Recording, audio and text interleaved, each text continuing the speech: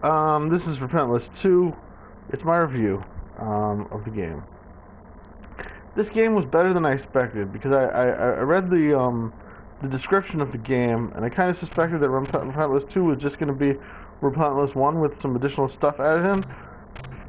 But it is a new game that takes place after the first game, which I think it should be, and so that part was good. It's just more of the same. Really, I feel like Repentless 1 and Repentless 2 should be like Chapter 1 and Chapter 2 of the same game, and there should be more of it. It should be longer. And maybe there should be some mini games in between or something. I don't know. It just doesn't quite work. But it's, it's fine. It's more of the same. I can't remember what I gave Repentless 1, but I'm gonna say that it should have been like a 4 or something. Yeah, it should be a 4 at most. So if I didn't rate Repentless 1 a 4, I probably should have. Or 3. Nothing. It's definitely not worthy of a 5.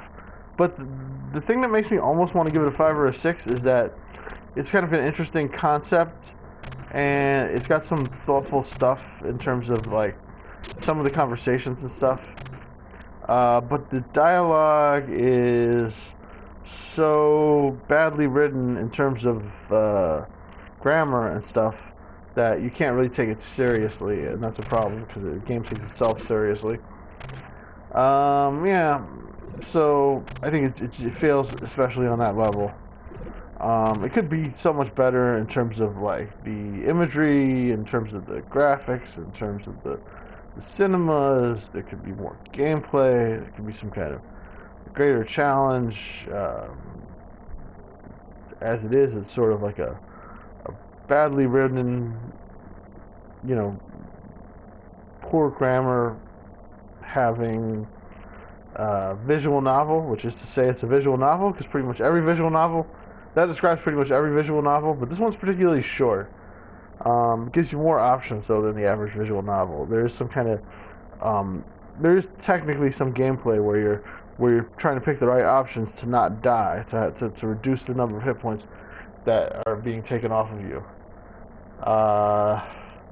Yeah, I don't know. There's a platinum. It's not all that easy to get the platinum. It's kind of a boring process because you have to go through it multiple times and get all the conversation options, or a lot of the conversation options. I don't think I've done every conversation in the game, but I've done enough of them that I'm bored of it now, and I'm not that curious to see what else I've missed. I just feel like this game could have been so much better, and it's sort of a lazy offering. I think the game designers would agree with me that it's a lazy offering, because they didn't even bother to put a credit sequence in the game where they tell you who they are. So they wanted to remain anonymous because they're so embarrassed about how bad this game is. At least that's my interpretation of it. So yeah, you can get this game for like just over, I think, if it's, I don't know if it's still on sale, but when it's on sale you can get it for just over $1. It's the cheaper of the two games. I don't recommend it, but I mean, it's cheap enough that you could try it anyway. If you want to experience something that's almost interesting and kind of bad. Yeah, that's it. So this has been Repentless 2, my Repentless 2 review. It's a 4 out of 10. Not very good. See y'all next time.